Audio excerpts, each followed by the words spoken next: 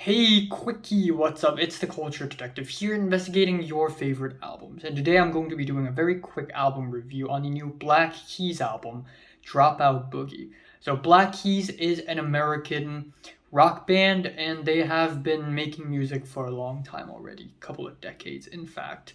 Now, when I was young, when I was a teenager, I used to be a huge fan of the Black Keys because their song Lonely Boy is probably the first rock song I've ever enjoyed in my entire life. And ever since I've learned about Lonely Boy, I've been listening to a lot of their music on albums like Brothers, El Camino, as well as Turn Blue. The song Fever is still one of my favorite songs from them to this day. Fever. Ba, ba, ba, ba, ba, ba, ba. Ba, ba, ba, ba, ba. It's really catchy. It's really friggin' catchy. Now, they took a short 4 year hiatus until they returned in the year 2019 with the album Let's Rock, which I thought was not that bad, even though at this point it feels as though the Black Keys have sort of lost their magic a little bit. Their music is not as strong or as potent as before, but you know what? There are still some legitimately good singles off of that album. And then last year they released Delta Cream, and this is where their music starts to go down a trajectory where it gets more and more boring, more and more bland. Obviously, the Black Keys isn't trying anything new at this point. They're just trying to make some solid meat and potatoes, garage rock, and blues rock. They're not experimenting, they're not reinventing their sound, they're pretty much sticking to their own style, sticking to their own wheelhouse. Now, we have another new album from the Black Keys, Dropout Boogie, and it is once again a really bland album. That is just as bland as Delta Cream, in my opinion. There really isn't a lot of variation to the track list in this album. There really isn't anything all that interesting lyrically, instrumentally, or production wise on this album.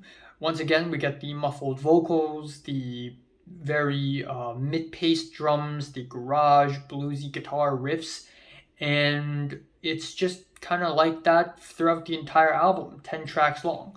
Now, there are a couple of tracks that I relatively enjoy a little bit more, just ever so slightly, including the album opener, Wild Child. I think it's a pretty fun and a pretty nice sort of simple song to open off. Maybe it's because it's the album opener. If this isn't the album opener, maybe I wouldn't have enjoyed this as much. But because it's the album opener, I'm listening to it with fresh ears and I ended up enjoying it. I also like the track Good Love featuring Billy F. Gibbons. It is a nice mid-paced bluesy track with some charismatic keyboards. And that's pretty much the only two tracks that I end up enjoying. The rest of the album is just one track after another, being as bland as imaginable. The riffs get repetitive and tired, and the lyrics are all kind of same, unfortunately. And I think the two biggest offenders of being too boring are the tracks Your Team is Looking Good and Happiness. The former of which is just so repetitive and redundant, it just gets really exhausted. And then we have Happiness, which is just kind of quiet, kind of uneventful, not really all that great. So overall, I'm not really huge on this album. Um, this is a short review. This is really short.